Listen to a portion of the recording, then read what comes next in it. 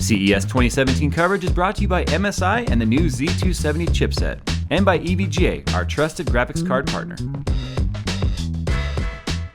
So MSI has actually got two new desktop systems that are fully built systems ready to go that we're taking a look at here at CES. Now the first one here is the Aegis X3. It's pretty unique because both of these systems are proprietary. They are proprietary motherboard layouts, and the way that they are built is specifically from the ground up. So that's the first unique thing we're talking about here. They didn't just take components off the shelf, put it together, and put their label and their sticker on a case and call it a day. No, these are built from the ground up.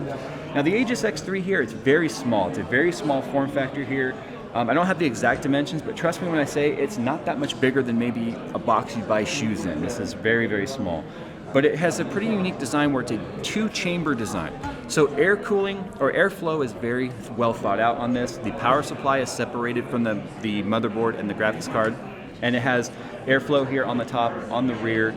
I really wish I could give you guys like a full breakdown of this. Maybe we'll see if we can do that in the future. But heat is the thing that you have to control in gaming systems, and it's even harder when you do it in small form factors. So this one's really well thought out. But maybe you want the best that they have to offer. Well, that's going to be the TI3 right here. Again, you can see we've got water cooling on this guy here. So it's a little bit bigger than this one, obviously, but it's much more narrow than a standard desktop because you don't have to account for the height of the graphics card. This one actually has the graphics card mounted vertical in the top chamber.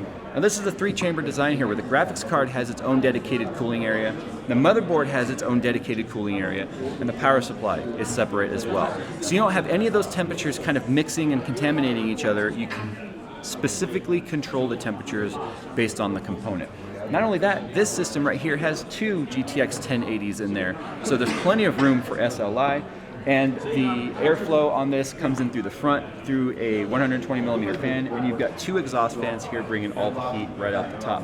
You also have these vents here that kind of direct the airflow backwards. Instead of the heat coming up and radiating in your face during a long gaming session, it's not comfortable, been there, done that.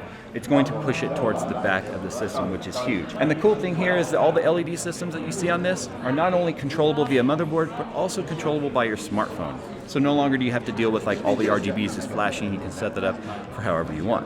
Maybe you need something smaller than this. Well, that's where notebooks come in. Okay, now I know what you're thinking, notebooks. Nobody wants notebooks. That's not true. Trust me, I'm one of those guys that appreciates a good, powerful notebook, especially when I'm on the go. And if it's strong enough and has a strong enough processor in there to give you good rendering capability if you're doing content creation or pro workflows, and it's got a whole lineup here of Pascal GPUs, because now that we've got some high performance, low power, low temperature graphics options, the notebook now is better than it's ever been, if you ask me. One of the things that's actually really difficult about controlling heat in a notebook is airflow.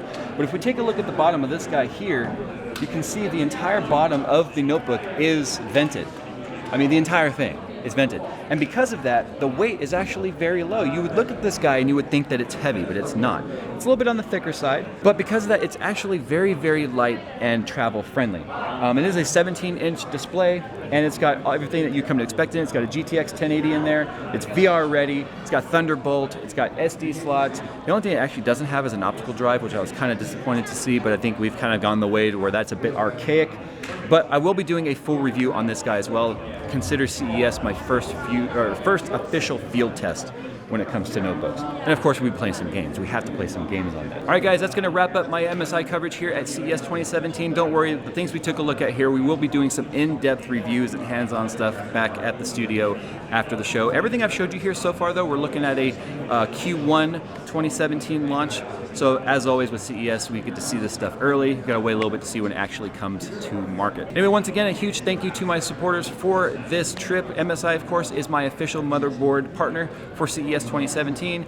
And thank you, EVGA, once again, for sending us here our trusted graphics partner.